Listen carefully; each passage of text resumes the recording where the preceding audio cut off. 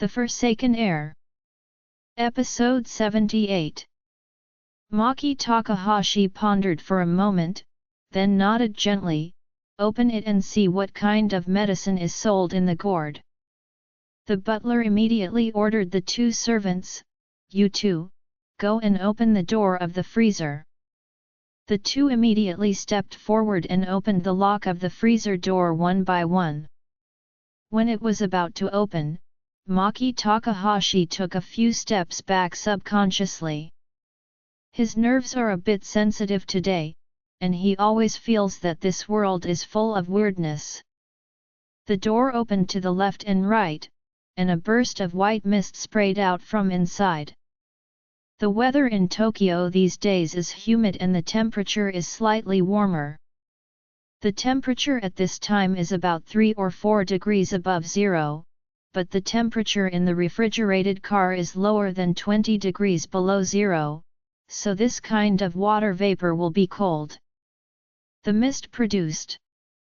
Everyone observed the fog gradually dissipating. After the fog slowly dissipated, the things in the carriage finally appeared in front of everyone. But when everyone looked up, everyone was immediately frightened and screamed in unison. In the carriage, there are 4 human-shaped ice sculptures standing neatly.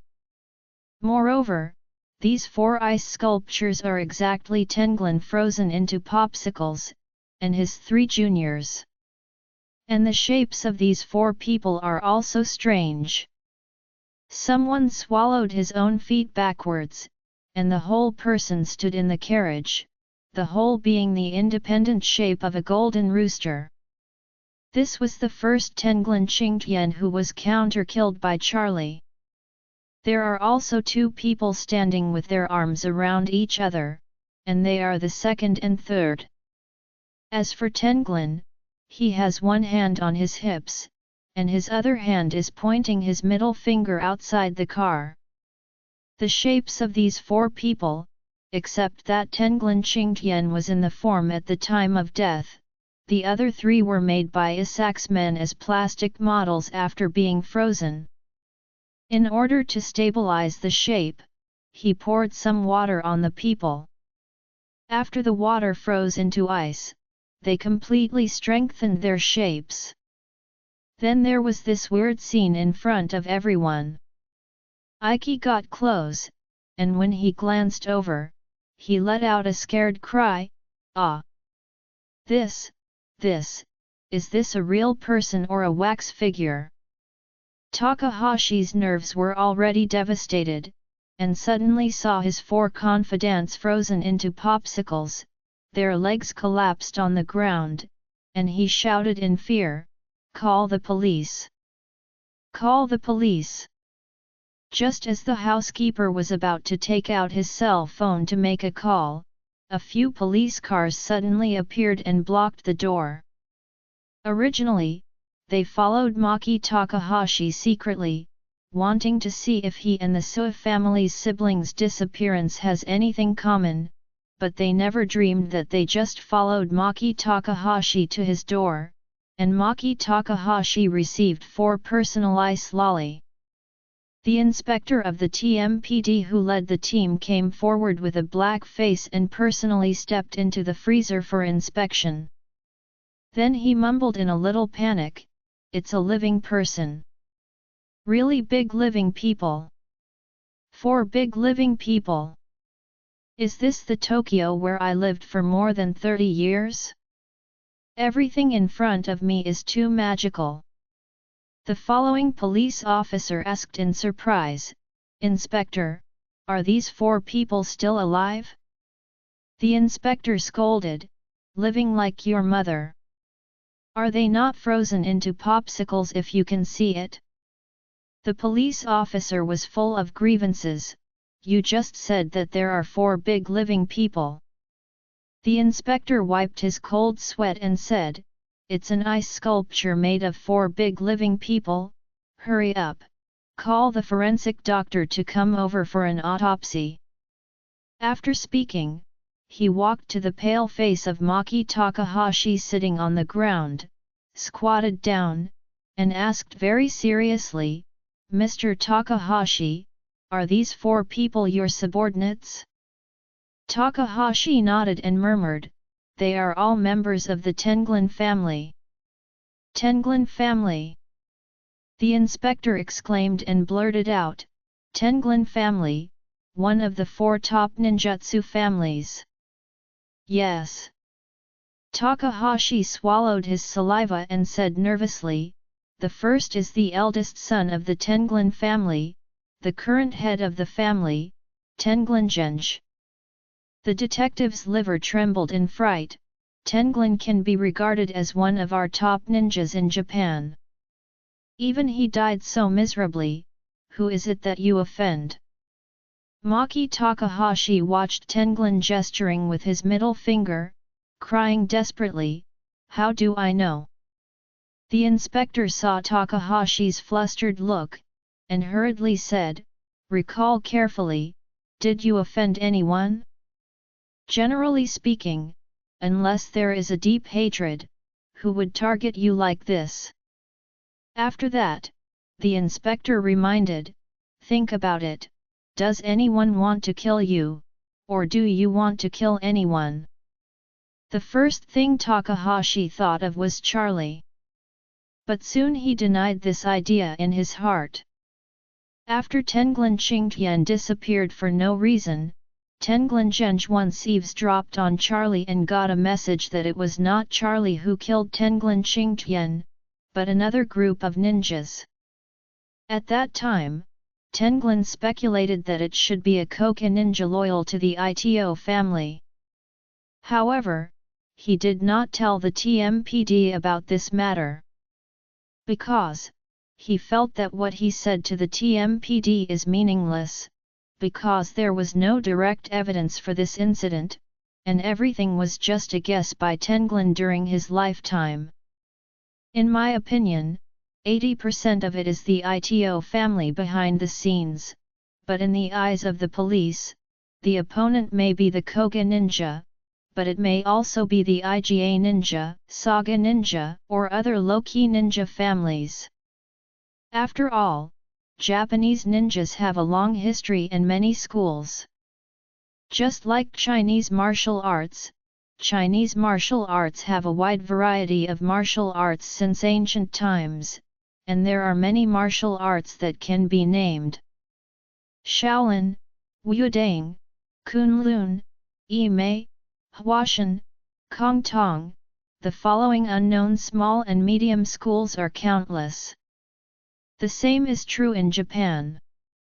In addition to the 4 well-known ninja families, there are countless small families and sects.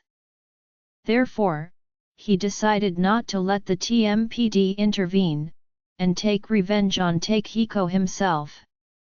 Soon, the forensic doctor arrived at the scene. They transported the 4 hard corpses back to the forensic department of the TMPD. Such corpses must at least be completely thawed before being dissected.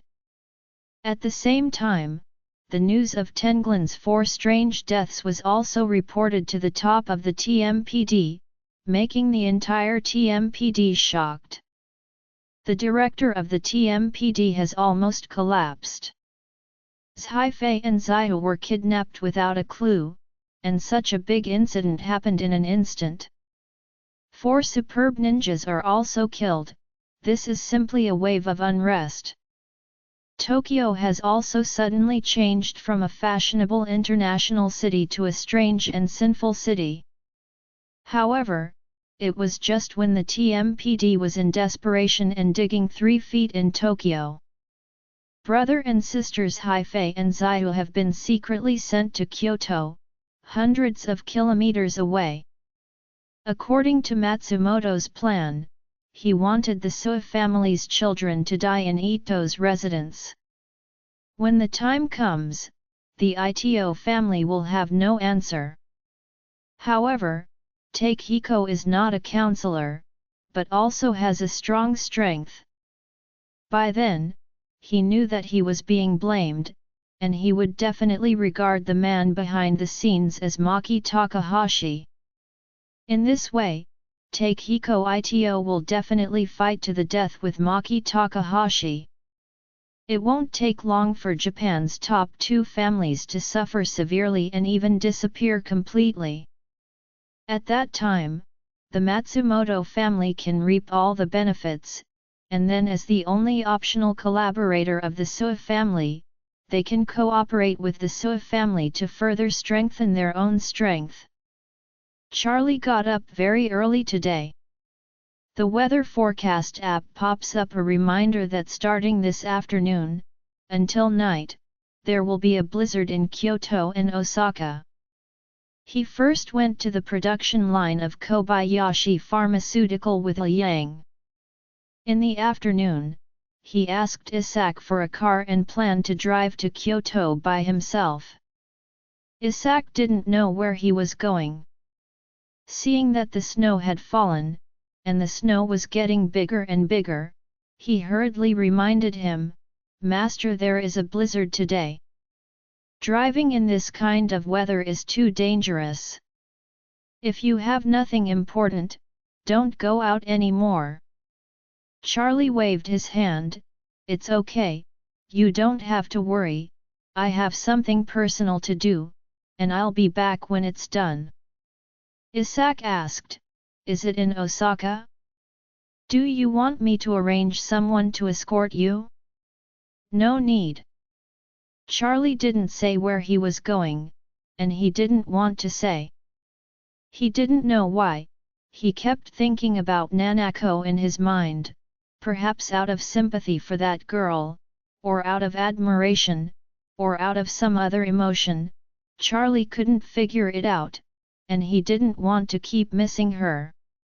Now he just wants to go to Kyoto to see Nanako in person, and take a look at her injuries by the way. In any case, if her injury is cured, he can go back with peace of mind. Isak saw that Charlie was unwilling to reveal his whereabouts, so he did not insist, but told him to drive carefully. If the snow is too great, wait until the snow stops before driving. Charlie accepted, and then drove off alone. Osaka is very close to Kyoto, and it takes about an hour to drive. When he arrived in Kyoto, the sky was already dark. The snow is getting bigger and bigger, almost like goose feathers. Charlie didn't know where the Ito family's mansion was, so he went to a Chinese restaurant to eat a bowl of Chinese ramen. When checking out, he asked the boss, "Boss, do you know where the Ito family's mansion is?" The other party smiled and said, "The Ito family residence is next to Nijo Castle. It covers a large area and is easy to find. There is a plaque at the front entrance, which is the Ito." Charlie nodded, thanked him, and then went out of the restaurant. Nijo Castle is a well-known scenic spot in Kyoto, so you can search it directly on the map, and it is only 2 kilometers away from Charlie. After looking at it for a few minutes, Charlie, who was sitting in the car, hesitated for a while. He hasn't figured out how to meet Nanako. When he arrives at the Ito family mansion, should he just knock on the door to see her? Inappropriate. After all, Takehiko's 4.5 billion is still in his own hands. If his subordinates report Takehiko, he will definitely not let himself meet Nanako. Then what should he do? Do you want to sneak in by yourself? Perhaps, there is only one suitable way. Thinking of this, Charlie started the car, followed the navigation, and came to the vicinity of Nijo Castle. Sure enough, he saw the Ito family mansion not far from Nijo Castle. The Ito family's mansion covers a large area. From the outside, half of the area is planted with towering old trees. The buildings are also Japanese-style ancient wooden buildings that incorporate strong Chinese architectural elements. You can know the age at a glance. So it has been a long time since there is an ancient moat around the Ito family's residence, and the two bridges entering and exiting belong to private territories. Charlie parked his car on the side of the road not far away, and then braved the heavy snow and sneaked in the dark into the residence of the Ito family. At this moment, Nanako just finished soaking in the hot spring. Because today was finally looking forward to the long-awaited snowfall, and it was a heavy snowfall, Nanako swept away the haze in her heart, and she was in a particularly good mood. She asked her servant to help put her in an indescribably beautiful kimono, and then gracefully coiled up her long hair and inserted her favorite hairpin. After that, pushing the wheelchair, she came to the small courtyard to enjoy the snow with great joy. The Ito family's residence covers a large area, and there are several large and small courtyards. The courtyard where Nanako is located in the most remote and quietest. The snow fell heavily, and soon a layer of white snow fell on top of her head, and Nanako looked at the snow flying in the sky, jumping for joy like a child. After a while, she looked up at the sky and said in her heart piously, "Don't know what Master Wade is doing at this time? Don't know if it's snowing in Oris Hill now? Don't know if he will think of me." Just when Nanako looked up at the sky and missed Charlie in her heart. Charlie, who was hiding on the wall, finally saw the moving figure in the courtyard below. He bypassed the security of Ito's mansion and circled the house halfway around the fence, only then saw Nanako, who was always concerned about him. Seeing Nanako wearing a kimono with a light bun, Charlie couldn't help sighing. It is said that Nanako is a standard Yamato, not a Shiko. It is indeed no exaggeration.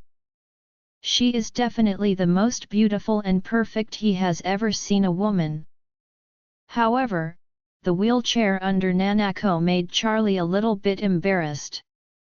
She could have not participated in the final with Aoxu, and could also admit defeat and end the game early in the competition, but she had to persist to the end, which caused great physical trauma to her body. At this moment, Charlie wanted to jump in directly from the wall and meet her next to him, but when he thought of using this kind of gentleman's way, he suddenly appears in front of her. It might be a little embarrassing. If she is scared by him, how can he explain it? If she asks him why, how can he explain it? Charlie, who has always had excellent psychological quality, hesitated at this moment. At the same time, in Tokyo, hundreds of kilometers away, Matsumoto, who is hiding in the dark, is still continuing his cruel game. While letting the subordinates who held Haifei and Zaihu brothers and sisters wait for an opportunity to come and kill, he let another wave of people start a new round of planning in Tokyo. He is like the evil clown in Batman, The Dark Knight, intending to play with everyone, and then gradually divide them and kill them one by one. This time, his target was Ikki. He felt that it was just that when Haifei and Zaihu were kidnapped, they left a little trouble for their two families, and this was not enough to make the two families completely turn their faces. Therefore, he wanted to add a bloody feud between these two families. Only blood and blood will make people lose all their sanity and become extremely crazy. So, in this evening, he stretched his claws towards Ikki Takahashi, whose arms had been dismantled. Ikki is a young man in his prime. His arm injury and a cast will not affect his physical needs. And he is usually in Tokyo, and he is also well known as a young girl seeker. Many well-known actresses in Tokyo are his lovers and playthings. Some time ago, he had just made a huge sum of money to acquire Hwa-dan, the head of a popular Japanese girl group, to make her his lover. It happened that the girl group was doing a variety show on TV Tokyo today. Therefore, Aiki intends to sneak out tonight and spend the NGHT with her. The other party is eager to establish a long-term relationship with him, and naturally she readily agrees. So, under the stimulation of hormones, Aiki scorned his father to let him stay at home and wait for the rest of the storm to pass, and quietly arranged for his subordinates to drive him out of the house and head to the most luxurious high-end club in Shibuya, Tokyo. In that high-end clubhouse, he has a fixed high-end private room all year round. It is luxuriously decorated and concealed and private. It is the home ground of his unspoken female stars all year round.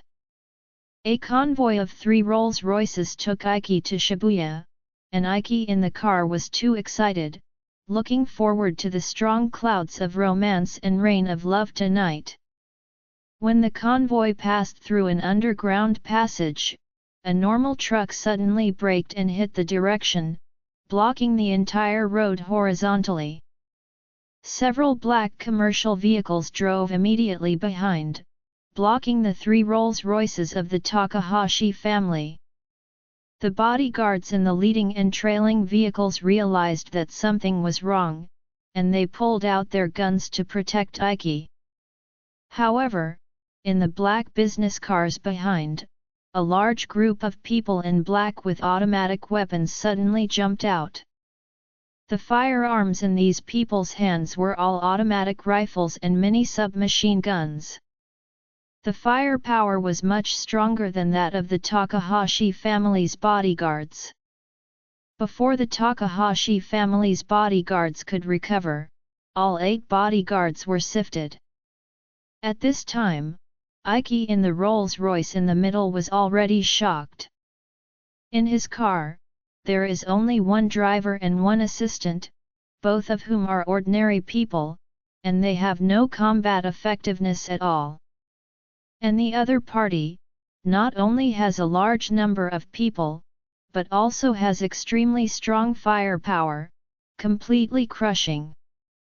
Aiki was so scared that he hurriedly called his father and said in a panic, "Dad! Save me, Dad! I'm surrounded by killers, come and save me!" Maki Takahashi blurted out, "Aren't you at home? Where's the killer?"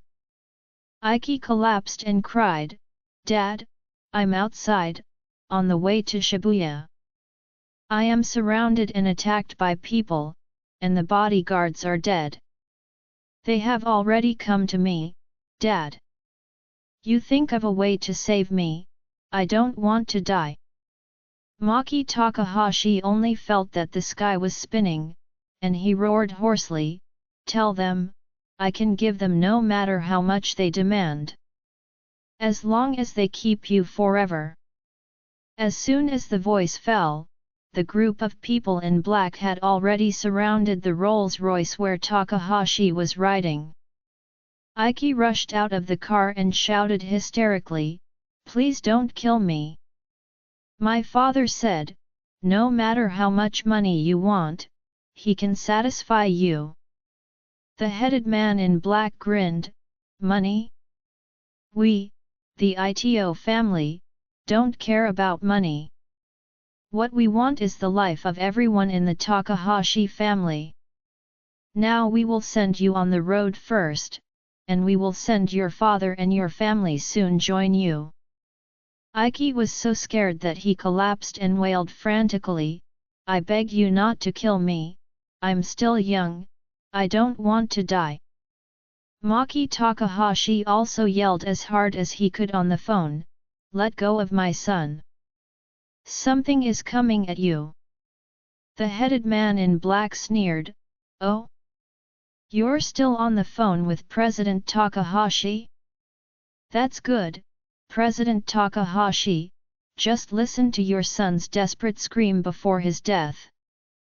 After all, he smashed the Rolls-Royce glass with a gun, but the moment the gun was pointed at Ike, seeing the tears on Ike's face, he suddenly took the gun back.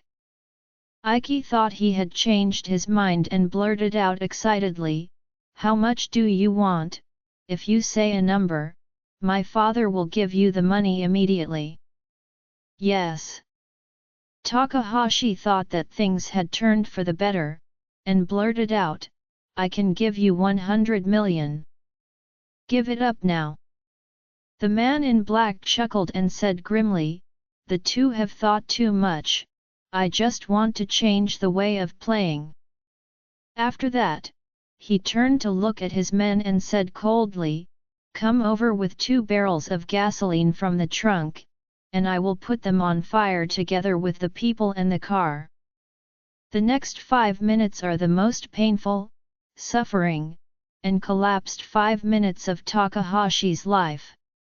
He didn't dare to hang up the phone, because he knew that the next voice he heard might be the last voice his son left in the world. However, he was also very clear in his heart that the other party would torture his son to death and make him suffer tremendous pain when he died. As a father, does he really want to listen to his last scream in his ears, but he can do nothing and has no choice? Immediately afterwards, the murderer poured gasoline into the Rolls-Royce where Ike was sitting, and even Ike's hysterical yelling in the car was completely disregarded. After all the gasoline was poured in, the leader took out a pack of cigarettes and a box of matches, coldly lit the cigarette, took a hard sip, and then threw the still-burning matchstick into the window. The extremely luxurious Rolls-Royce turned into an incinerator in an instant, and the flames inside even spurted out frantically. In the car, the screams of Ike, his assistant, and the driver were like hell on earth. Maki Takahashi on the other end of the line burst into tears. And the screams lasted for more than a minute before finally he couldn't hear them. Takahashi knew very well that his son was dead. It is even possible to die without a whole body. At this moment, the anger of vengeance burned his sanity. "Take Hiko. You killed my son, I will kill your family." Having said that, he immediately called the temporary patriarch of the Tenglin family, and as soon as he spoke, he said in a cold voice, "The Ito family killed my son. The 4 Tenglin family members, including Tenglin Genj, are also because of him. I want you to kill Takehiko's daughter first, and then kill Takehiko, that old dog too." The other party's voice suddenly shuddered, "Mr. Takahashi, don't worry, our people are looking at the Ito family mansion in Kyoto. Takehiko's daughter has not left the place. We can kill her tonight." Maki Takahashi roared hoarsely, "Kill her now. I want you to kill her now. I want you to behead her alive, and then send me the video. Takehiko, let me hear with my own ears my son's tragic death. I want him to see his daughter's head in a strange place." The other party immediately said, "Okay Mr. Takahashi, I will order them to kill Nanako." At the same time, Kyoto. The snow is getting bigger and bigger. In this heavy snow, Charlie has quietly observed Nanako for nearly 10 minutes. In these 10 minutes, Nanako looked at the sky in a daze, and sometimes bent down, collecting white snowflakes from the ground. Playing alone seemed very happy. At the moment when Charlie decided to go down to see her, he suddenly noticed that from the darkness in the distance, several black shadows were attacking at his location at an extremely fast speed. Judging from the posture when running and the way of breathing when running, these black shadows are quite similar to the four of Tenglin. Charlie immediately became alert. These people should all be ninjas. Moreover, these are the ninja of the Tenglin family. Charlie felt that they were not good at coming, so he immediately concealed his breath and observed it secretly, and saw that these people climbed over the wall at an extremely fast speed, and then rushed toward Nanako from multiple directions. Although Nanako was seriously injured but still hadn't healed, she was still a martial arts master after all, and she had a very high acumen. She had already noticed these 6 people before they got close. At this moment, Nanako wanted to shout and call the housekeeper and housekeeper from other courtyards to help, but when she was about to ask for help, she suddenly gave up this idea. Because she has seen from the figures of these 6 people that these people are all ninjas without exception. Although there are ninjas in her family, they are all in Tokyo, not in Kyoto. The strength of the ninja is very strong, and the actual combat ability is stronger. Even before he is injured, he can't beat an ordinary ninja, let alone there are 6. And it seems that they have at least the strength of a mid-level ninja. Almost at this moment, Nanako understood that to gather all the people in this mansion, it was probably not the opponent of these 6. In this case, why bother calling for help and letting others die for her? After all, this group of people came for her at first sight. So, just when these 6 people were almost rushing to Nanako, she spoke neither humble nor strong. "You seniors, if you have come to kill me, then I can cooperate, but please also let the rest of the people in the house be spared. Most of the human lives are not children of the Ito family, but only servants working in the family." The leader sneered, "I have long heard that the eldest daughter of the Ito family is extraordinary. When I see you today, indeed you are extraordinary." After that, he drew out his sword and said coldly, "It's true that we are here to take your life to make your father pay for it. He secretly killed 4 members of my Tenglin family and Takahashi's eldest master. I can only take your life to make your father pay a little interest first." Charlie was startled when he heard this. What? Ike is dead? It seems that after he left Tokyo, Tokyo is not at all peaceful. At this time, Nanako, who was surrounded by 6 people in the courtyard, blurted out, "Impossible. My father is definitely not such a person. This matter must be another misunderstanding." Misunderstanding?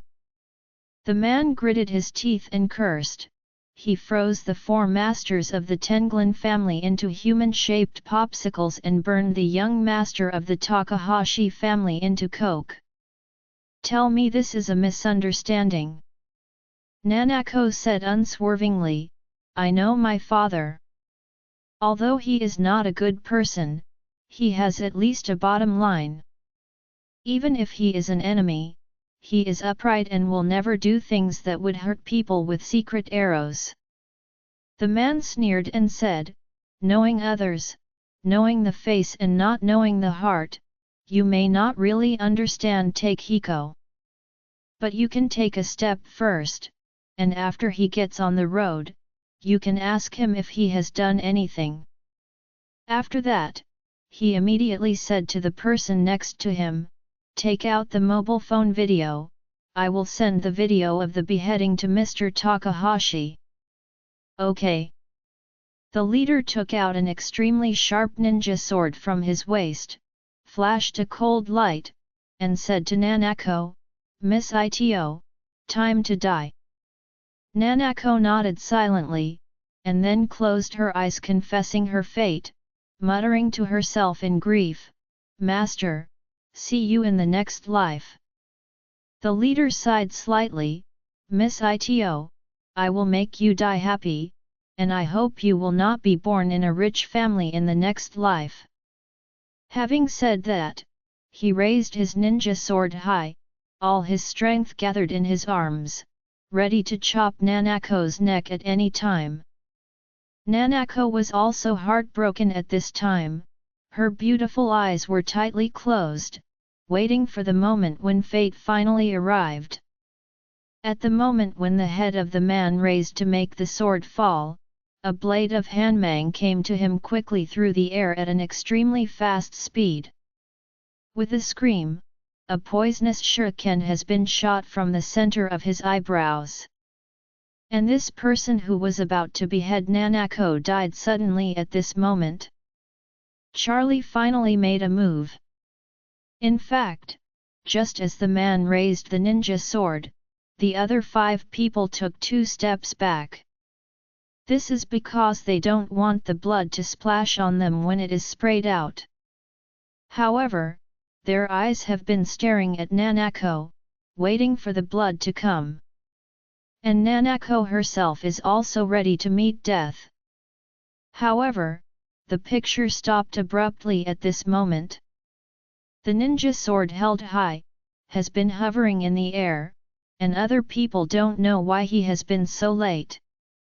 When they looked over, they realized that the executioner wielding a sword was already dead. Only a few centimeters in length was left on the center of his forehead. The wound was too close to the sword body, so only a small amount of blood penetrated from the wound and dripped on the white and thick snow. A bright red fainted instantly. Just when these people were dumbfounded and didn't know what happened, they found that the sword in the hand that pierced this person's eyebrows was surprisingly familiar. The person who took the phone to shoot the video shouted in horror, "Ah! This is King Dian's shuriken. This is indeed Tenglin King Dian's shuriken." After Charlie killed him, he kept all his shurikens, and it just came in handy at this time. The remaining 5 people were suddenly shocked. The tragic death of Tenglin Zheng and Tenglin Qingtian has left them with lingering fears. Now, Tenglin King Dian's shuriken killed another member of their family. It can be seen that the crisis is in sight. The person who took the video with his mobile phone, threw away the phone and blurted out to the other 4 people, "Arrange an array. Arrange an array." The other 4 people recovered for a while, and took out ninja knives one after another. The 5 people formed a small circle back to back, and each one was guarded in different directions. This is the most commonly used pawn formation when ninjas are defending. At this time, Nanako heard the movement and opened her eyes, and suddenly realized that the man who was about to slash her had become a standing corpse, and the other 5 people formed a defensive formation like a big enemy. She hadn't figured out what was going on. Suddenly, one of the 5 people suddenly fell straight forward and plunged into the thick snow. The people around her hurriedly reached out and turned over, only to find that there was a shuriken stuck in the center of his forehead and brow. The man pointed to the wall and said nervously, "At the wall." As a result, the remaining 4 people gave up the circular defensive formation, one after another with 12 points, staring at the direction where the shuriken shot just now. One of them trembled and said, "What is the ability to injure people with a secret arrow? Come out if you have the ability." Although he said so, he didn't expect such words to really excite the other party. After all, this sounds too pediatric. How can the opponent be fooled by him if he has such strength? However, no one thought that just as his voice fell, a dark figure suddenly jumped down on the wall. Immediately, the dark shadow took a leisurely pace and strode towards them. Every time that black shadow took a foot, the snow creaked on the ground, making the four people more and more frightened. Nanako observed the dark shadow with wide-eyed eyes. She wanted to know who the man who saved her secretly was. And when the dark shadow came to her to let her see the people, she was instantly struck by lightning. She never dreamed that the person who saved her would be Charlie, who she had been thinking about for a long time. At this moment, Nanako thought that she was wrong, and she had hallucinations. So she wiped her eyes and looked carefully. The smiling man in front of her is indeed Charlie, whom she has missed, loved, and longed for a long time.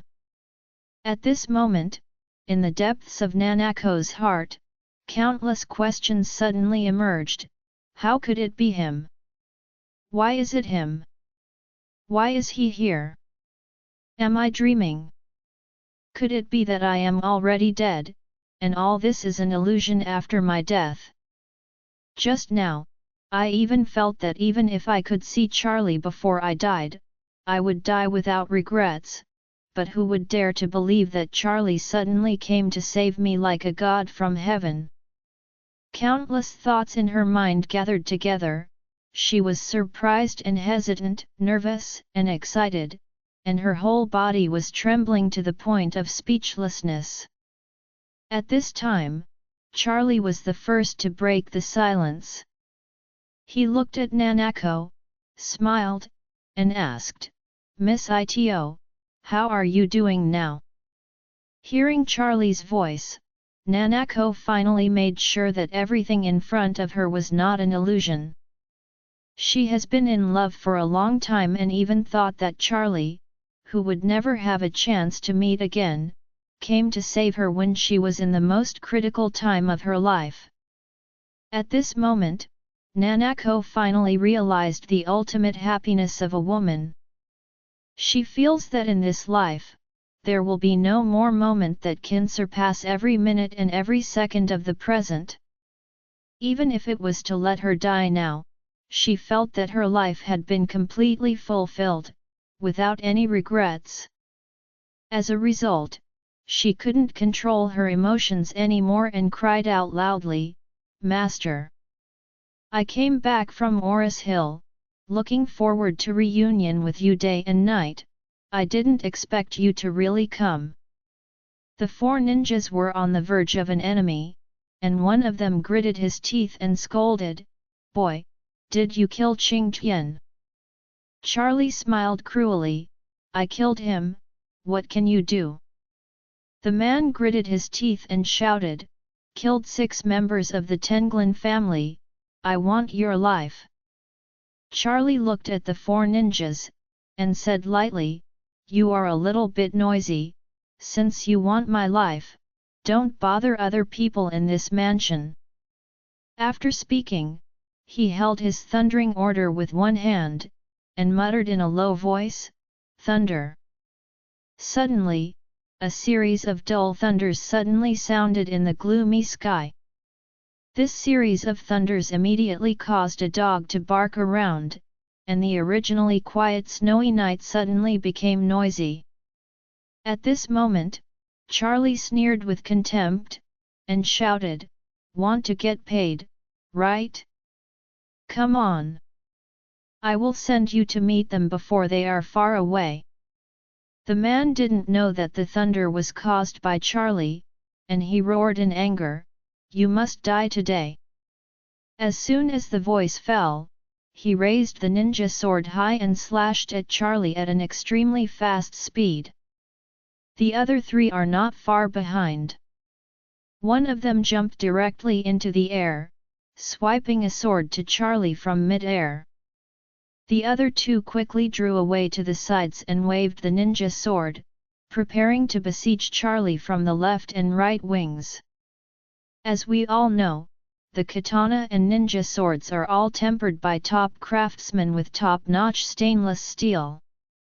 The blades are so sharp that they can be broken by blowing. The four attacked together, and Charlie would be chopped into several pieces if he couldn't stand it a little bit. These four people can be described as murderous. Nanako saw four terrifying cold lights in the night sky and shouted in horror, "Master, be careful!" The four ninjas of the Tenglin family all felt that this time they would definitely be able to give Charlie a definite blow. And Nanako also raised her heart to her throat, for fear of Charlie's accident. For her, even if she died, she would never let Charlie hurt himself. At this moment, Charlie suddenly retreated several meters on the spot. The speed made the four ninjas stunned. They themselves are preemptive, and they are faster than Charlie in terms of starting time. Moreover, they all have a ninja sword nearly 1 meter long in their hands, which undoubtedly further strengthens their attack range, allowing them to take advantage of the opportunity to move faster. According to their understanding, it is almost impossible for anyone to escape at this moment. It's like a bullet that is about to hit him that a normal person cannot escape. However, Charlie did it. At the same time Charlie retreated quickly, the thunder token was already in his pocket. Then, his left and right hands suddenly drew out two swords in his hand, and shot at the one in the air, and the one in front of the four people in front of him at high speed. When the two heard the sound of shuriken breaking through the air, and seeing the cold light flying at extreme speed, they reminded each other, "Be careful." Immediately afterwards, the two of them were about to dodge to both sides, when they felt a sharp pain in their hearts. The person who rose into the air fell quickly, and the person who first rushed towards Charlie also knelt to the ground instantly. The two people who doubled on the left and right wings were shocked by the situation in front of them. Who could have imagined that this person moved so quickly, completely exceeding them by more than 1 grade? It was originally a team of four full of confidence, but they didn't expect that even the fur of the other party was not even next to each other, and he would break the two again.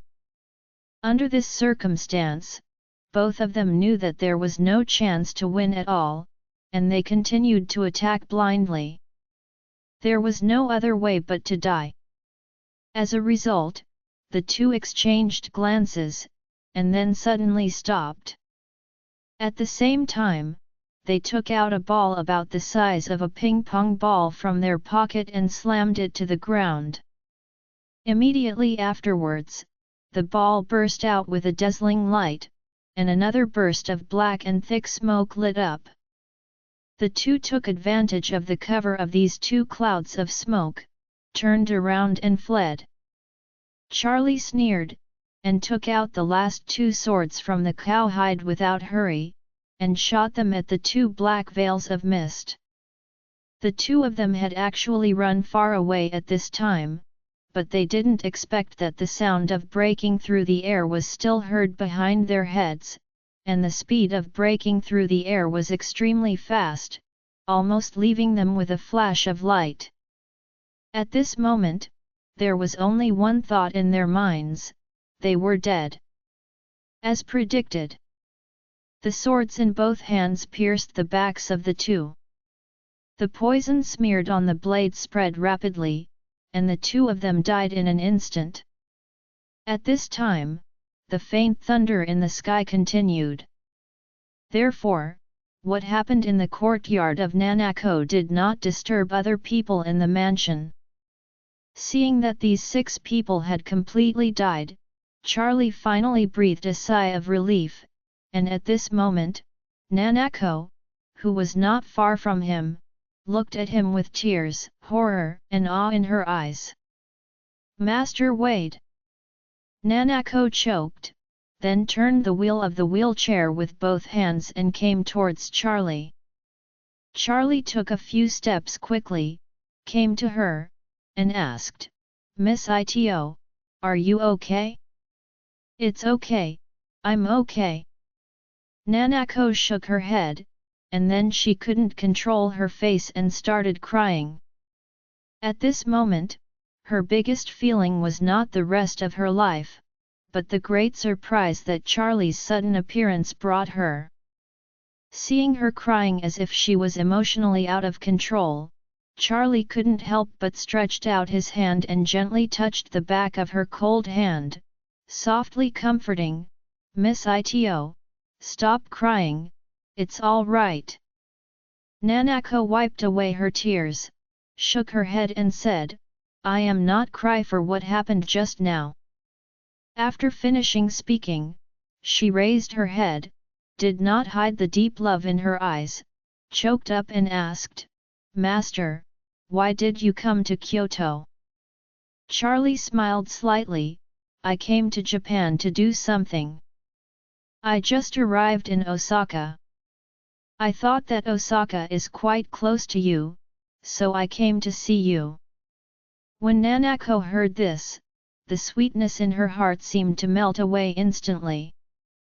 She asked excitedly, "Master, you came to see me because you missed me?"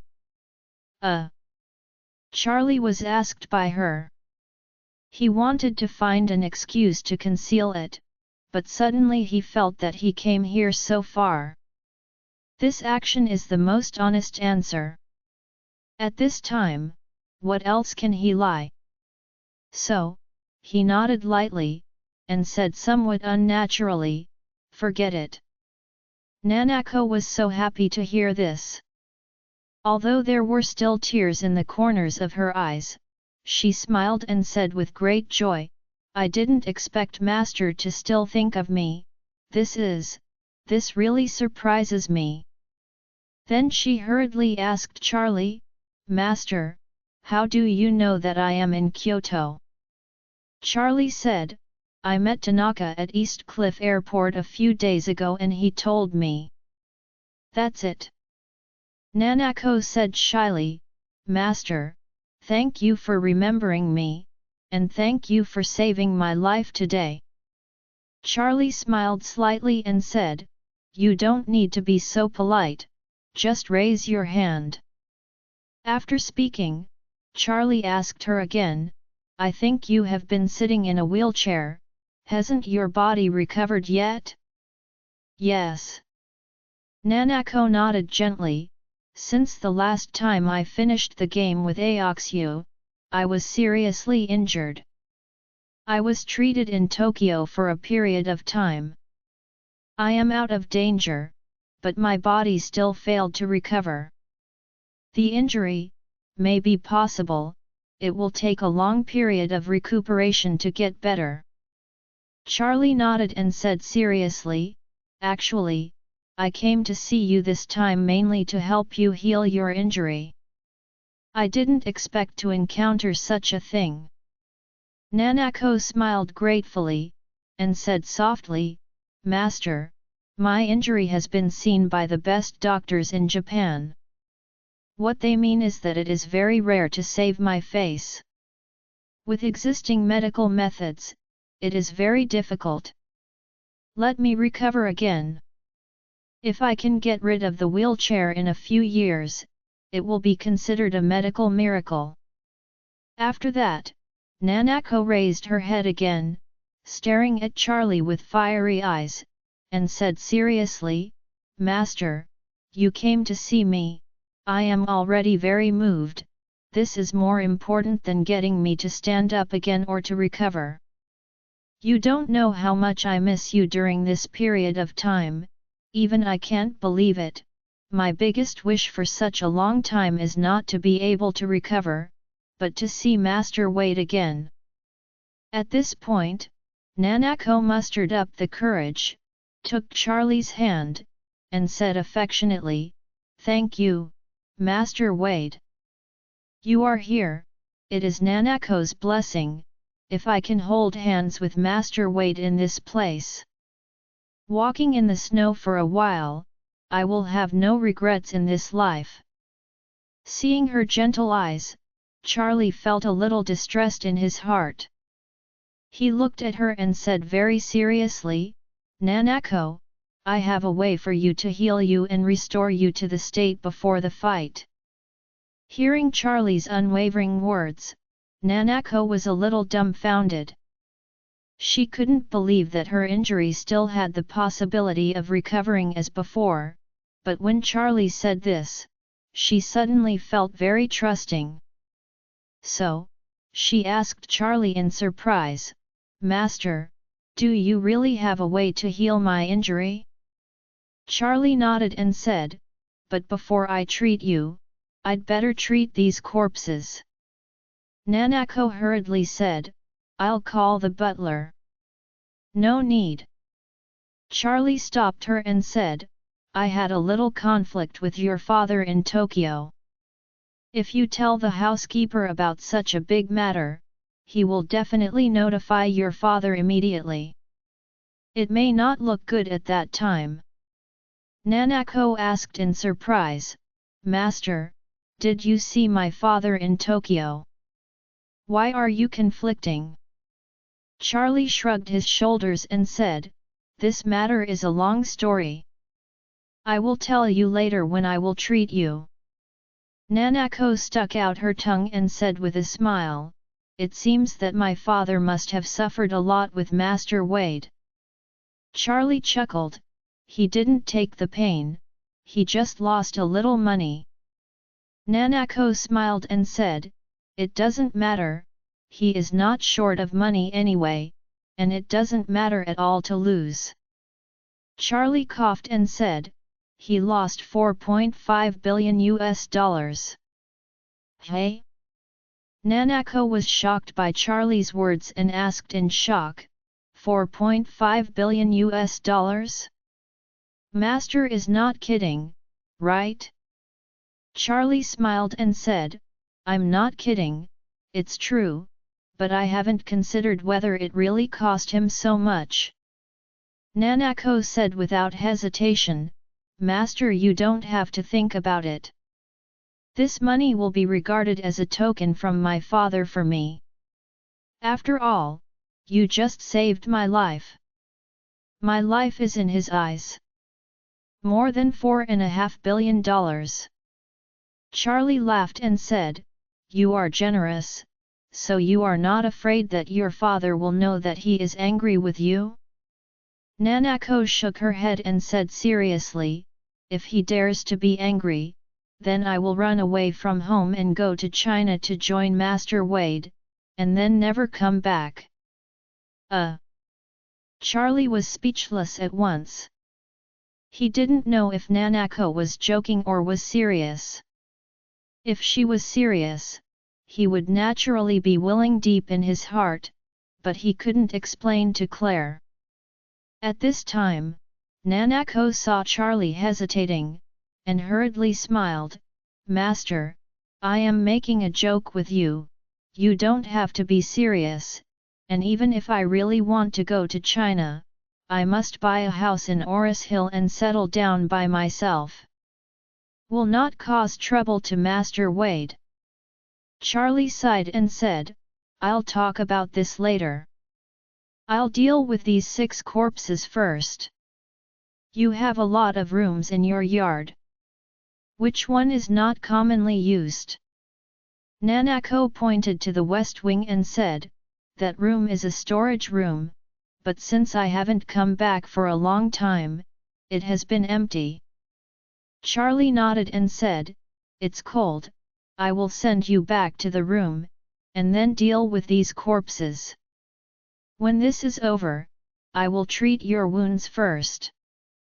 After the wounds are healed, you will inform the housekeeper at home, let them dispose of the body properly." Nanako hurriedly asked, "Master, are you going to leave after healing me?" "Yes." Charlie nodded and said, "I have to go back to Osaka. I will return to China after I finish my work there." Nanako looked a little lost, and murmured, "Then I hope my injury will never be cured." Charlie blurted out, "Don't talk nonsense, it's bad luck. Nanako said earnestly, in that case, Master Wade can stay here forever? Because you said, you can only leave if the injury is cured, and you can't leave if the injury is not cured. Charlie looked at her with a helpless smile, and said, don't worry, I will definitely cure you. Nanako asked Charlie, Master, do I have a chance to see you again in the future? Charlie nodded, yes, I now put part of my business in Japan, and I might come here often in the future. That's great. Nanako said with joy, Master, can you promise me one thing? Charlie said, say it. Nanako hurriedly said, I hope you can tell me every time you come to Japan. If it is convenient for you, I hope you allow me to see you. In addition, if I come to China, if Master is also convenient, please allow me to meet you, okay? Charlie smiled slightly, no problem, I promise you. Nanako cheered like a little girl and said, then I will see Master Wade often in the future. Charlie was touched by her sweet smile, and her voice became gentle. He smiled and said, okay, I will send you back to the room first, and I will come to help you heal later. Soon, under Nanako's guidance, Charlie pushed her wheelchair and sent her back to her room. Nanako's room has a typical Japanese classical layout. The whole house is made of natural wood flooring, which is clean and tidy and simple and elegant. There is a tea table on the floor in the room, as well as a Japanese-style bookcase and flower arrangement table.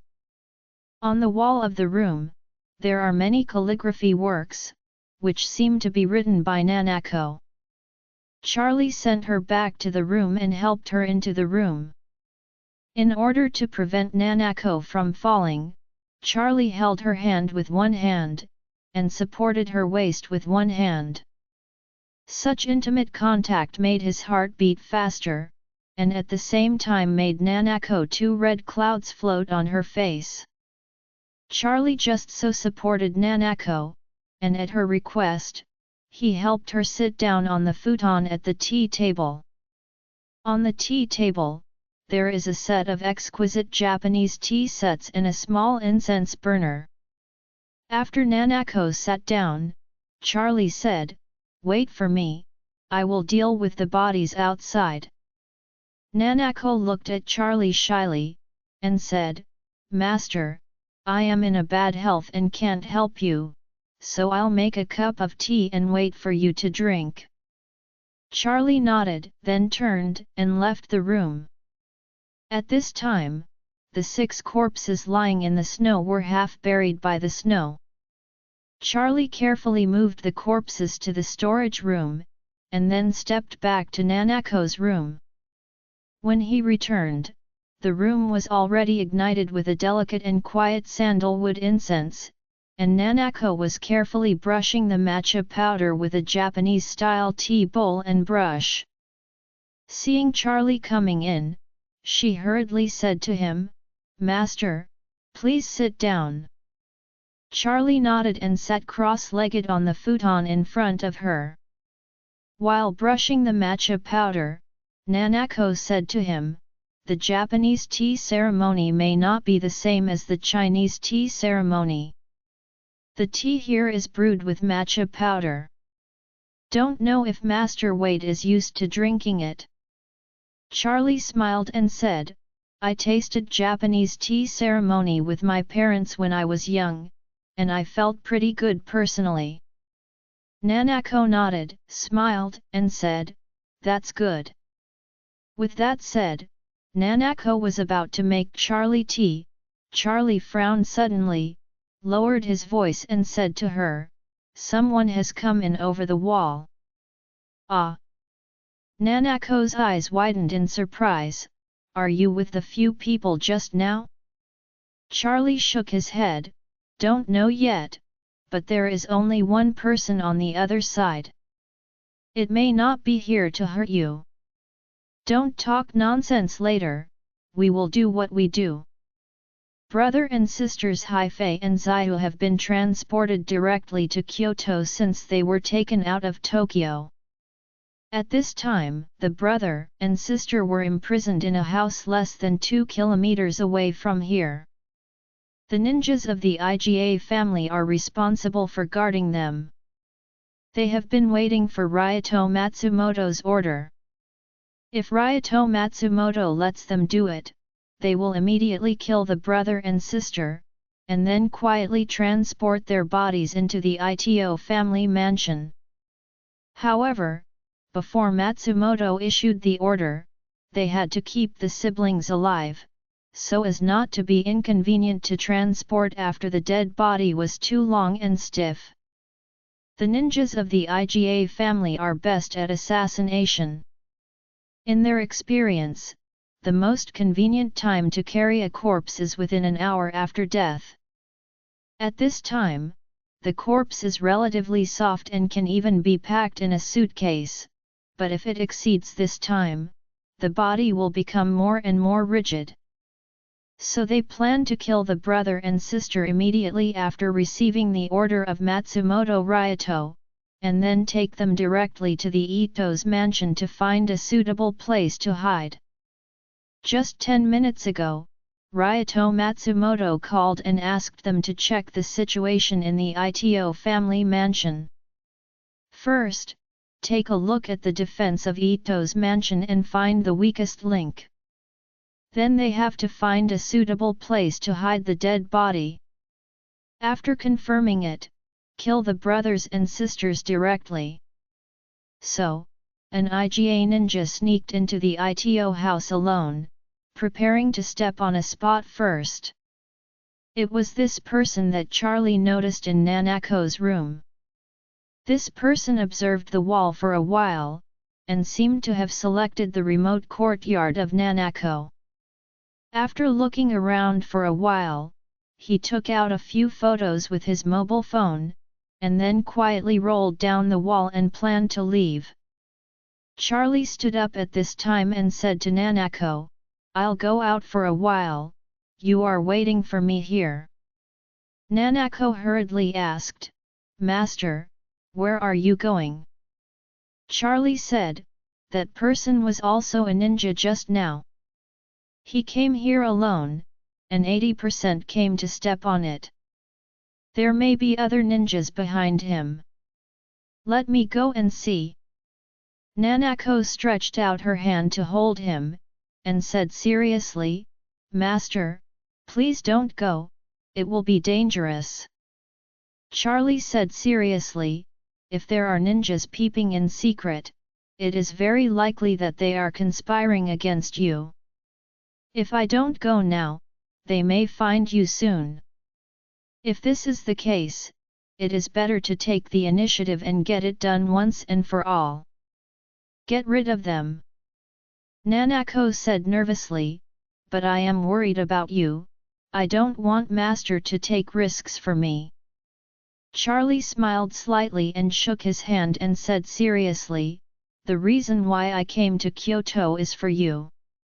Whether it is a sword mountain or a sea of fire, since I have come, I will definitely take care of it." After speaking, he released Nanako's hand, turned and left. Nanako was immediately hit by Charlie's words. In addition to being moved and happy, her whole heart seemed to be melted by his words. When Charlie said this sentence, there was no domineering voice, but it gave her an unprecedented sense of security. Nanako realized that at this moment, she was hopelessly in love with Charlie. For him, she was willing to give everything, even if he let her sacrifice her life for Charlie, she would never hesitate. So, she hurriedly reached out and grabbed Charlie, and said piously, "Master, please pay attention to safety. If you have any accidents, Nanako will definitely die for you without hesitation." Charlie turned around and smiled softly, Don't worry, I will be back soon." After speaking, he stepped away from Nanako's room and disappeared into the vast snowy night. In the wind and snow, the Iga ninja who came to step on the spot was running fast in the night. He moves quickly and is as light as a swallow. Under the cover of the night, he is almost like an elusive ghost. However, he would never have thought that right behind him, he was also followed by a super master who was 100 times stronger than him. This super master was Charlie. Ninja Iga ran for 2 kilometers without stopping, and finally stopped at a courtyard door. Then he came to the courtyard's simple door, buttoned the door 4 times in 2 long and 2 short ways, and the door opened from the inside. A gap where only one person can pass sideways. Immediately afterwards, he quickly stepped in and disappeared. But Charlie concealed his breath and heartbeat, and quietly jumped onto the wall, carefully watching the courtyard. The entire courtyard is not too big. The front yard is more than 200 square meters, with some bamboo and ancient pine planted, and behind the courtyard is a wooden 2-story building. The Iga ninja, who had just entered, went straight through the front yard and entered the 2-story building. Charlie could feel that there were more than 6 or 7 people in this building, so he walked along the wall and quietly came to the building. At this time, on the 2nd floor of this building, there is a hall of about 50 square meters. In the hall, there is a ninja in black. In addition, on the floor in the middle, there are 2 quilts. People with big ties and balaclavas. The ninja that Charlie followed all the way, after stepping up to the 2nd floor, reported to one of the ninjas headed by, "Master, I have just found out that the internal defense of the Ito family mansion is very weak, and there are only less than 10 people. The strength of guards is average." The leading ninja hummed and said, "This time we are going to quietly throw the corpses of these 2 Chinese people in, so even if the opponent's strength is weak, we have to make sure not to disturb anyone, quietly. Go in, leave the corpse, and then quietly withdraw." After that, he asked again, "Have you found a suitable place to hide the body?" "Found it." The ninja hurriedly reported, "In the Ito mansion, there is a very secluded small courtyard. There is also a pine forest in the small courtyard. Now the snow is thick. We can hide the body there for a short time. It should not be discovered by anyone." Speaking of this, he immediately took out his mobile phone, turned out the album, and reported to the chief executive, "Master, I took some photos. Please take a look." The other party took the phone, flipped it a few times, and nodded in satisfaction, "Yes, at first glance, this pine forest shows that few people go there. The corpse is hidden here. No one will find it for several hours or even 10 hours, Mr. Matsumoto. The requirement is for at least 2 hours not to be discovered by the Ito family. If you hide here, time is enough."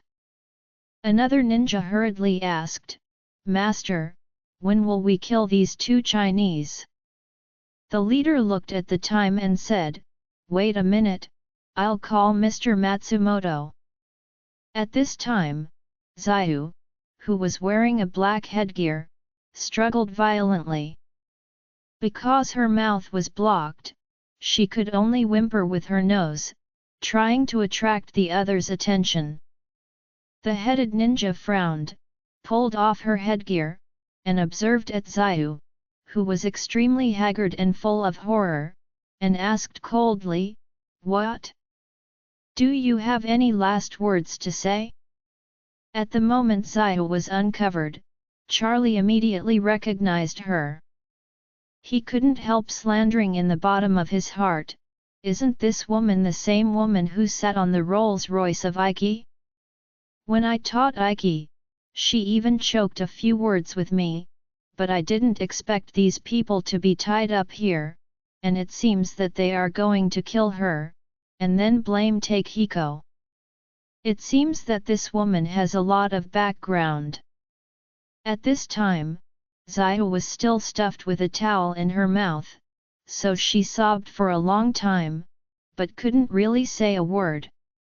So, the headed IGA ninja stretched out his hand and tore off the towel from her mouth, and said coldly, "Give you a chance, just say what you want to say." Zaya's eyes were full of horror, but she forced herself to calm down, and said tremblingly, "Let me and my brother go, you can tell me how much it costs, and I will give you 10 times that to you." The leader sneered, "It's meaningless to talk about this. The rule in the Japanese ninja family is to be loyal to the employer. Only by being absolutely loyal to the employer can the ninja family be favored by the big family. Otherwise, once the big family is loyal to the ninja when there are doubts, all ninjas in Japan will lose their jobs. At that time, we will become the public enemies of all ninjas in Japan. Even if you give me more money, I won't have my life." Zaya couldn't wait to say, "Then you can come to China. I will give you 1 billion, enough for you to live comfortably in China for a lifetime. Never fight for others." The leader was startled and couldn't help sighing, "Girl, I didn't expect you to be quite rich. 1 billion is indeed a very large sum. Let's not say whether I can get so much money, even if I can tell, I just said that I don't have a lifesaver. Even if you give me 10 billion, I will still be hunted down by ninjas for the rest of my life. This deal is not worth it."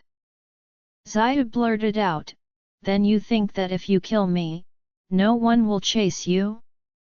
I tell you, if you kill me, my family will chase you at all costs. To that at that time, no matter how much money you have, you will never be able to spend it." "No, no," the man said with a smile, "I am planning to kill you, but after I am planning to kill you, I will blame take Hiko. Anyway, there are some differences between you because of cooperation. At that time, both the TMPD and the family behind you will regard Take Hiko as the man behind the killing of you two."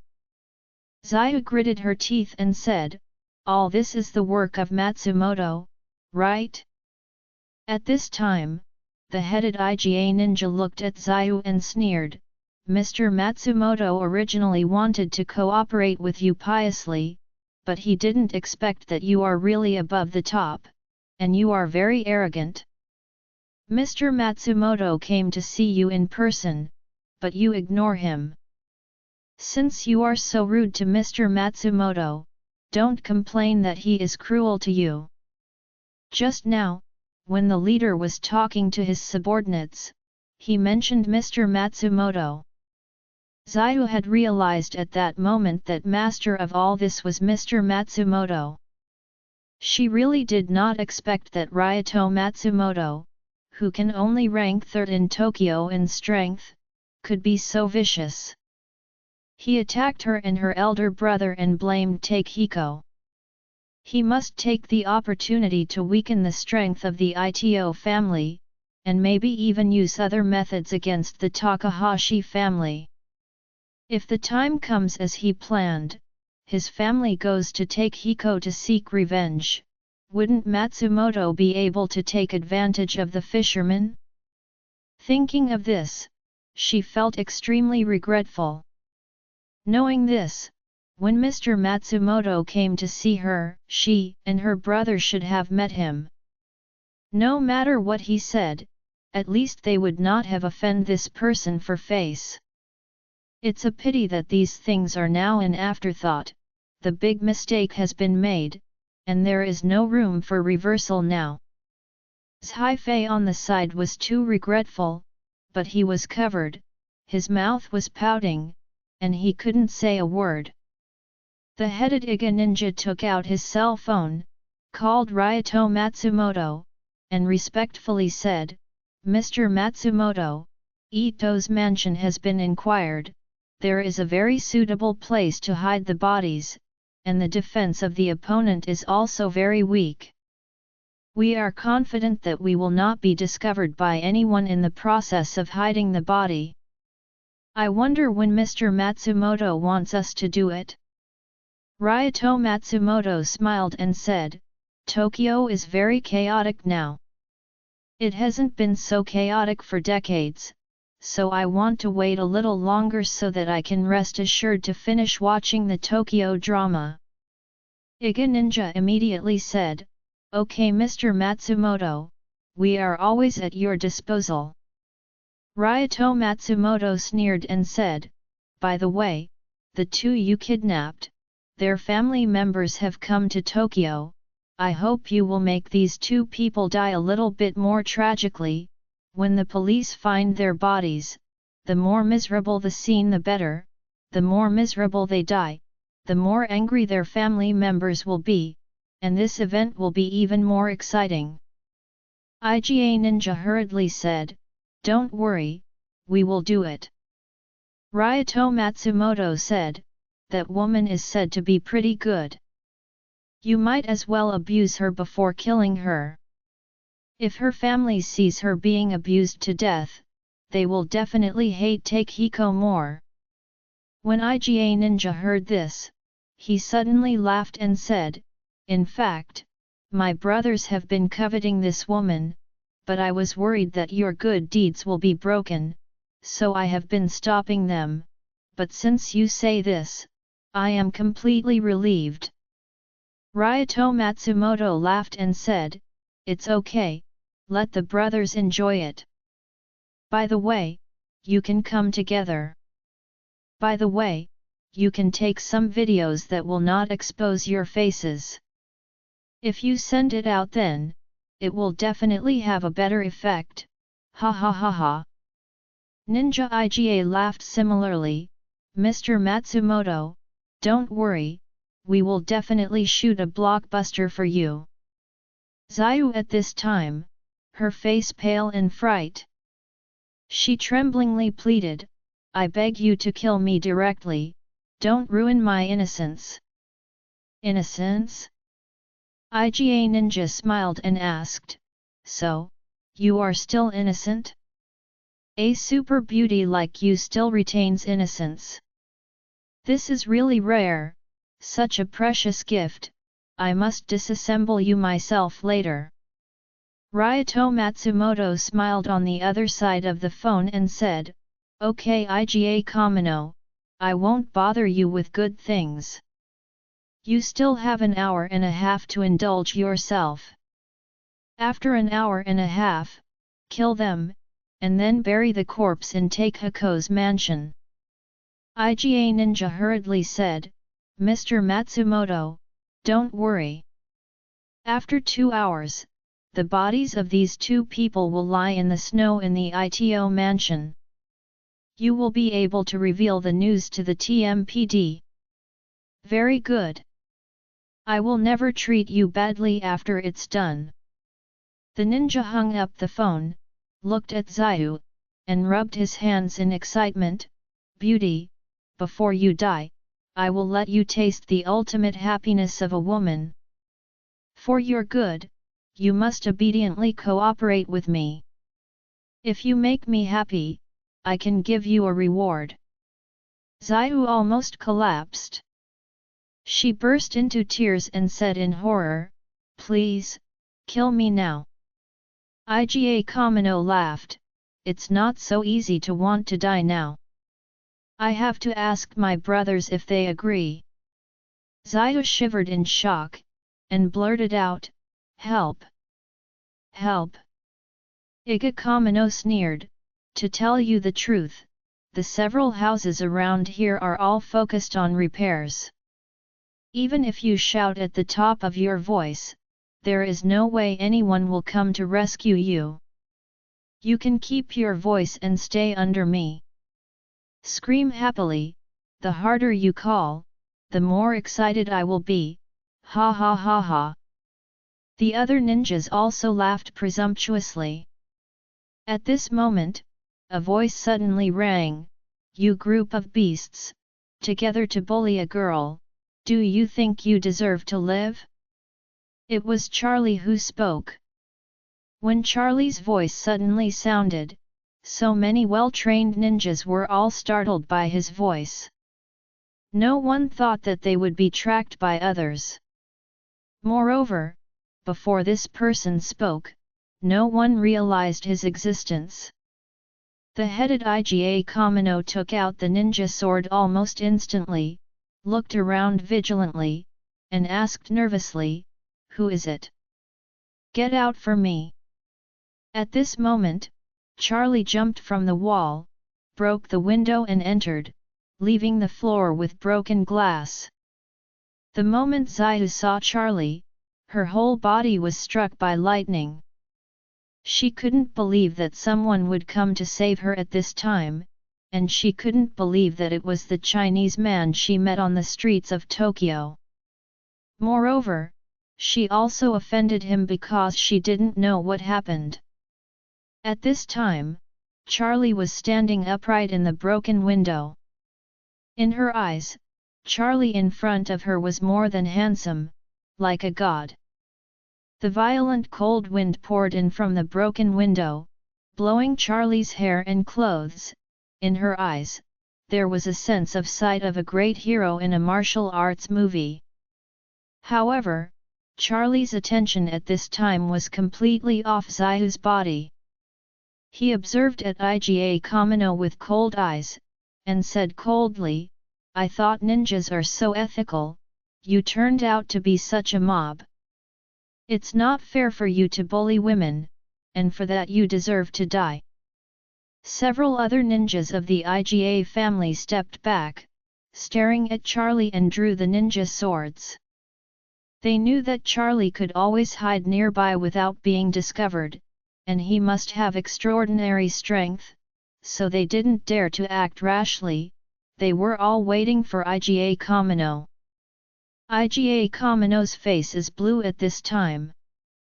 Others call him a superior ninja, which means superior ninja, not just a nominal name. In the Japanese ninja registration system, roughly divided into upper ninja, middle ninja, and lower ninja.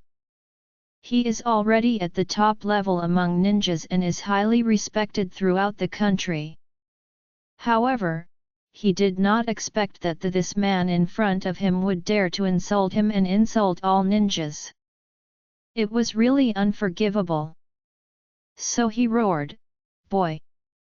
There is an old saying, there is a way to heaven, you don't go, and there is no way to hell, you break in. Since you are looking for death, don't blame me for being rude to you. Having said that, he immediately swung his ninja sword and shouted to the people around him, set up an array. Trapped in the formation and kill him. I will cut off his head with my own hands, and let him atone for the insult to the ninja.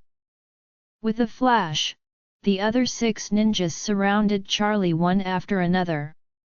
Charlie didn't change his face at this time, and said coldly, want to cut my head? Not to mention that you only have 2 hands, even if you have 8 hands. Iga Kamino said sarcastically, boy, it's okay to look down on me, but don't look down on ninjutsu. I'm a dignified ninja. If I can't cut your head off, I'm sorry Amaterasu. Charlie's expression became more and more gloomy, and he reprimanded in a deep voice, today, I really want to see that. Court death. Iga Kamino is angry and rushed. He roared, and immediately shook the ninja sword with both hands, rushing towards Charlie with a mighty force. Several other people also released knives one after another, intending to chop Charlie into meat sauce. Charlie's tactics against ninjas are really powerless to complain. Just like a group of mad dogs biting people, the core tactic is to attack in groups. In their eyes, anyway, the ninja swords were smeared with highly toxic substances, and everyone rushed forward and attacked. As long as a sword pierced 1 centimeter of the opponent's skin, they would win the battle. For thousands of years, ninjas have relied on such tricks to defeat their opponents countless times, which can be said to be time-tested. But this time, they met, it was Charlie. Charlie's face did not change at this time, and his toes gently rubbed on the ground, and a triangular piece of broken glass ballast on the ground suddenly bounced from the ground at a very fast speed, and went straight to Iga Kamino.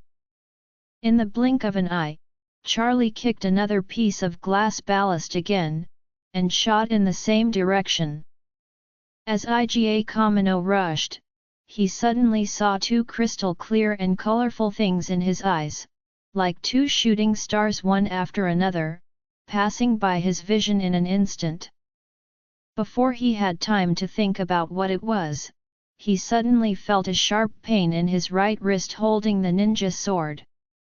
In less than a blink of an eye, the same pain suddenly came from his left wrist. After a while, he felt that his hands lost strength in a short time, and the ninja sword in his hand immediately took off and fell to the ground.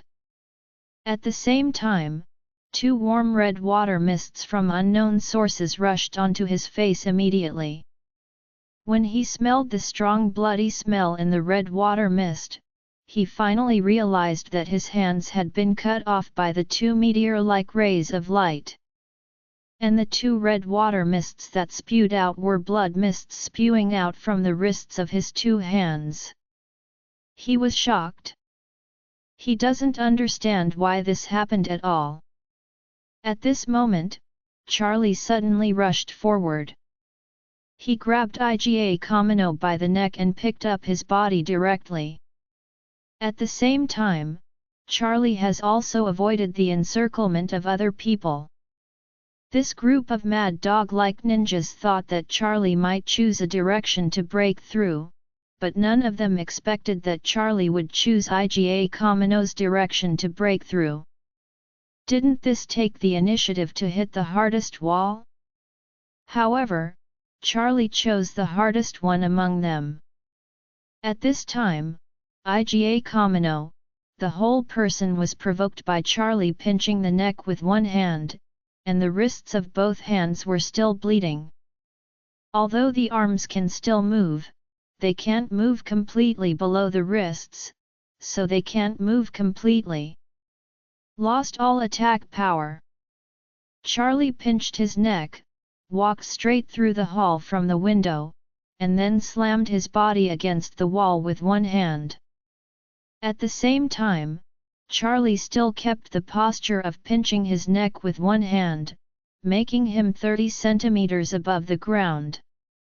At this time, Iga Kamino, with his legs hanging in the air, stuck to the wall, relying on Charlie's hand to get stuck so that he would not slip off the wall.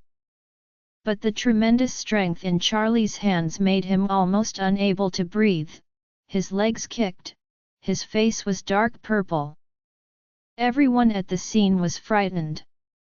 Especially the few Iga ninjas, feeling that the whole worldview has been subverted. Everyone is horrified. What is the origin of this man? Why is he so strong? More than strong. It's like a god. The powerful Iga Kamino, under his hand, has fallen like a dead dog. What kind of perverted ability is necessary to form such an abnormal and thorough crush on Iga Kamino? At this time, Charlie's expression was extremely cold, but the corners of his mouth appeared to be extremely ridiculous, and he sneered word by word, "It turns out. This is what the ninjutsu is. What a long time waste." Charlie's words made everyone more frightened immediately. They realized at this time that Charlie had just kicked 2 pieces of broken glass ballast with his toes just now, and he had directly and accurately cut off Iga Kamino's 2 hand muscles. It is not difficult to kick the glass ballast. It's not difficult to hurt people with kicked glass ballast. But the difficulty is that it is impossible to accurately cut off a person's 2 hand muscles with a kicked glass fragment. What's more, instead of standing there and letting the opponent attack, Iga Kamino rushed all the way to the opponent, and would be cut off from his hands while moving at a high speed. This head is incredible. Moreover, Charlie can completely subdue Iga Kamino with just 1 hand, and this ability is also incredible. What kind of perverted strength is it that can reach this point? Xiao also looked silly. At this moment, Charlie nailed Iga Kamino to the wall with 1 hand. It was like a god in her eyes. At this time, Iga Kamino was still struggling, trying to break away from Charlie's control, but the tiger's mouth on Charlie's right hand was like steel bars, leaving only a little space for him to breathe. Iga Kamino struggled and asked with a slight voice, "You? Who are you?" "Me?" Charlie smiled, "I am your Chinese father." Iga Kamino's expression was extremely ugly, as were other people's expressions. However, at this moment, no one dared to attack Charlie. Because they knew that with Charlie's strength, Iga Kamino's neck could be chopped off easily. At this time, Iga Kamino gritted his teeth and asked, "I have no grievances with you, what do you want?" Charlie smiled slightly, "I want your life." After finishing speaking, he looked at the dumb ninjas and sneered, "Oh yes, I also want your life." Everyone took a step back, holding knives in both hands, but their expressions were full of horror. At this time, Iga Kamino shouted, "Hurry up and tie that woman! Come on!" As soon as the voice fell, a ninja rushed up, put the ninja sword on Xiao's neck, and said nervously, "Let him go. Otherwise, I will kill her." Charlie gave a hum, and said lightly, "If you want to kill, feel free to kill. Don't know her either." Iga Kamino said hoarsely, "You don't bluff me here. Didn't you come to save her?" Charlie said calmly, "Of course not. I came to Kyoto today to visit my old friend, that is, Miss Nanako of the Ito family. As a result, your people are so dying to go to the Ito family to inquire. Just came here." As soon as Charlie said these words, Iga Kamino was ashamed. He really thought that Charlie was a member of the Sua family, or a master hired by the Sua family, who came to rescue Xiao and Haifei. Then he could use the lives of the brother and sister as a bargaining chip, perhaps in exchange for way out.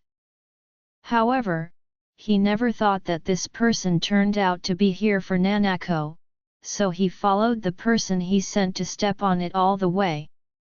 Thinking of this, Iga Kamino suddenly remembered something, and hurriedly pleaded, "You gentlemen, we have no intention of hurting Miss Ito. We just wanted to kill these 2 people and then blame the Ito family. We didn't even think about going to be bad for Miss Ito."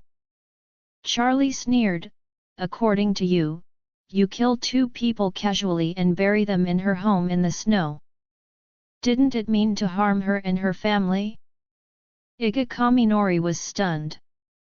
He was very eager to survive, and hurriedly tossed Matsumoto Ryato. In fact, we are commissioned by others. It is Matsumoto Ryato who really wants to deal with the Ito family. It has nothing to do with us. Charlie asked back, you are helping the gang to abuse you, and now you still tell me it doesn't matter. Are your ninja bones so soft? Iga Kamino suppressed the humiliation in his heart, and said, I believe in an old saying in your country. It's better to die than to live. Please give me a chance, I am willing to help you after the saddle. Charlie shook his head, after you saddle me, you are not qualified. After all, he looked around for a long time and said lightly, you are the same, get ready to go on the road. As soon as Iga Kamino heard this, he immediately roared, go together, kill him. Kill him. Kill him and have a chance to live, otherwise he will have to wait for death. When everyone heard it, their faces were immediately full of awe. They also knew very well that Charlie was too strong, and if he confronted them head-on, or let him break one by one, everyone would be finished. The best way is to attack in group. In any case, try your best to kill him. As for how many people like them can survive, it all depends on their own good fortune.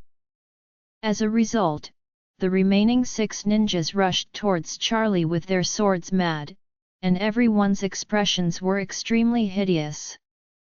Xiao saw so many people attacking Charlie, the heart jumped to her throat. However, she didn't make any sound, let alone remind Charlie to be careful, because she knew that she didn't need to do anything to interfere with Charlie's concentration. She observed him with hot eyes, and murmured in her heart, today, my life and death depends entirely on this man who does not yet know her name. If he dies, I will definitely die. If he survives, maybe he will let my brother and me live a life. You gentlemen, what happened last time was that I was wrong. I have already apologized to you countless times in my heart. This time, I hope you can survive, even if I eventually die. I don't want you to die because of me. When she thought of this, a group of ninjas had already passed through the entire hall and surrounded Charlie tightly. Charlie didn't change his face. Seeing 6 swords slashing at him, with a wave of his hand, he directly waved Iga Kamino's body. 7 people including Iga Kamino didn't expect Charlie to use him as a meat shield. At this moment, Iga was frightened and screamed, "Stop! Stop!" However, the 6 men came down fiercely, and they had already reached the stage of raising the sword. How could they be able to get it back?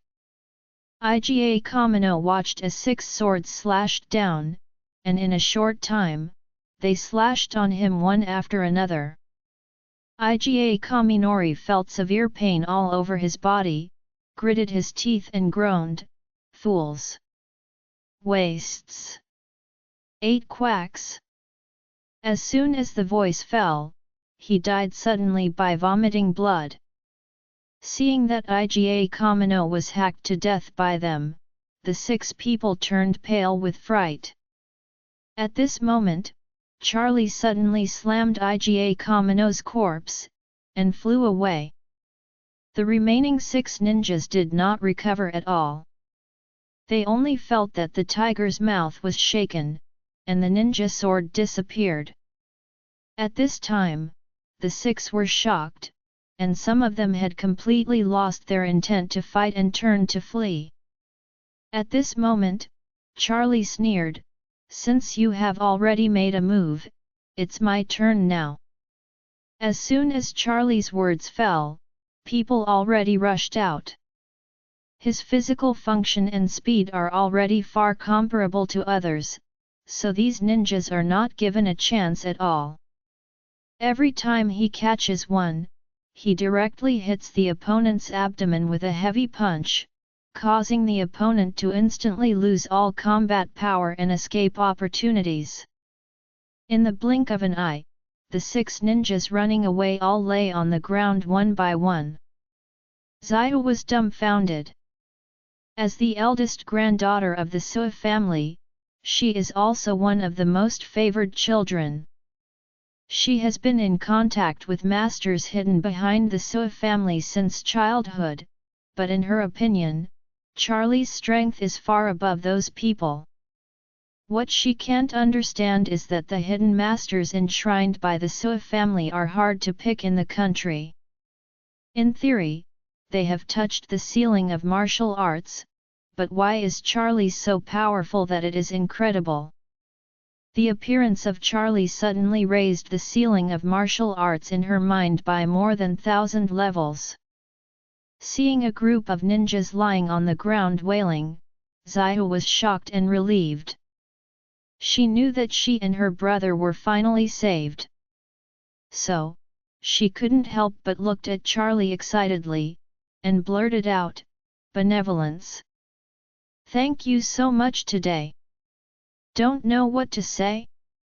If you are willing to leave your name, I will do my best to return the great kindness." At this time, Charlie finally turned his head and looked at Xiao. Xiao is very beautiful.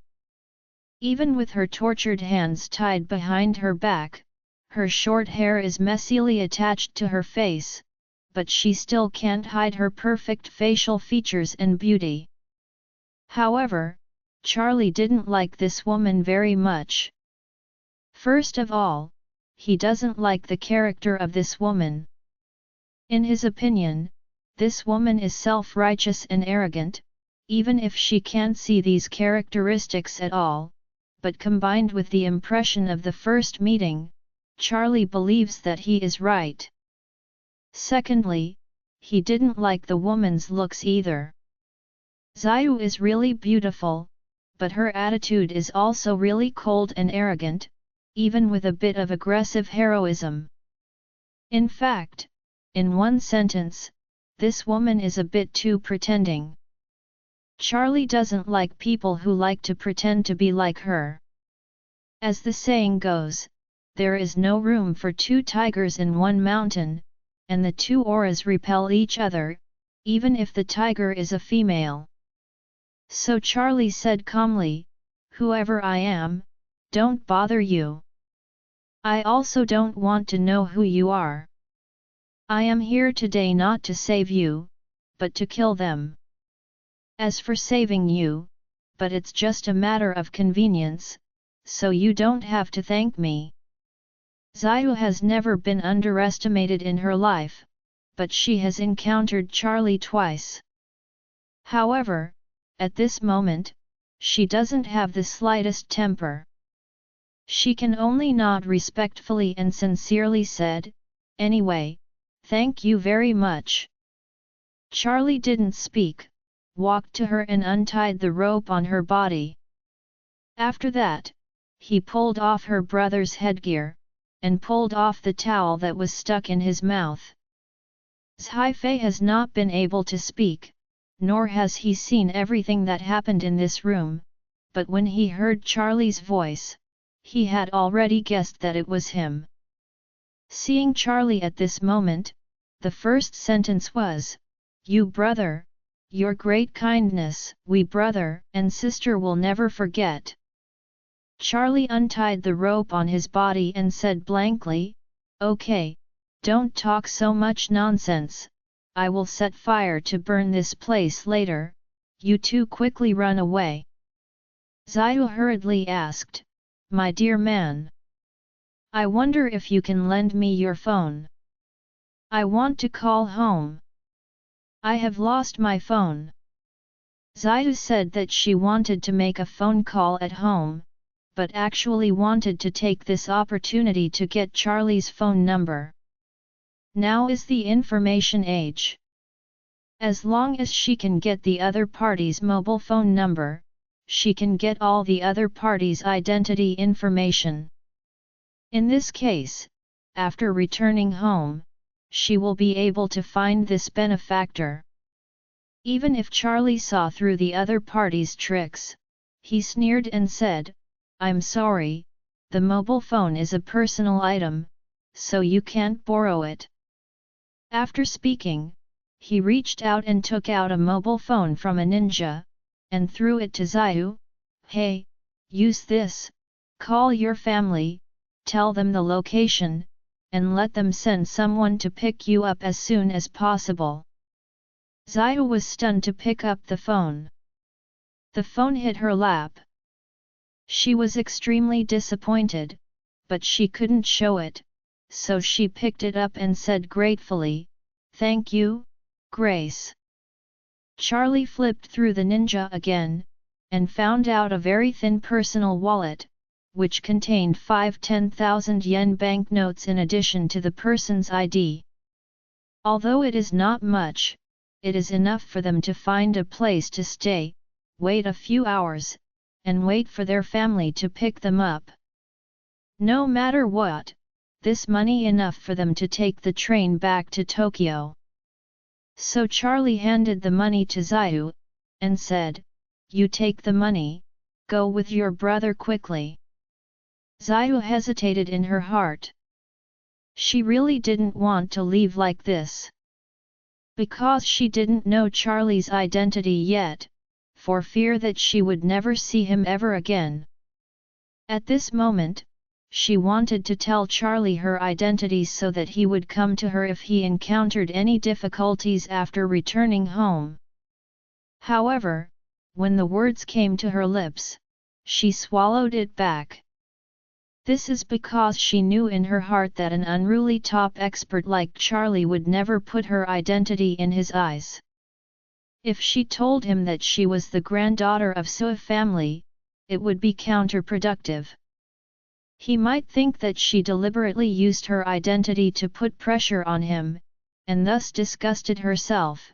He may also avoid her completely in the country from now on because he does not want to have any intersection with her. In that case, revealing the identity now would be self-defeating.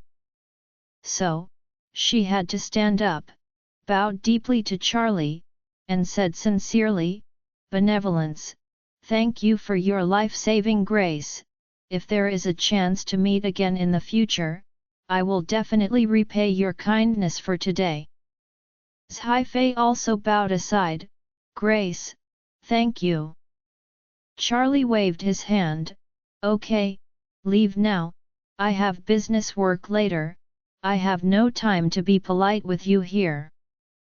Zhai Fei was a little embarrassed, so he nodded his head again and again, "Sorry, we delayed your business." Xiao looked at Charlie, bit her lower lip, trying to say something, but finally gave up. When she and Zhai Fei came to the wooden stairs on the second floor side by side, he suddenly turned around, hugged Charlie, and said with great reluctance and piousness, "Grace, if there is a destiny in the future, we will see you again." Charlie didn't lift his head, and said coldly, "I won't see you again." Join our Facebook and WhatsApp group for more updates, link is given in description. Rest audiobook will be continued in next episode.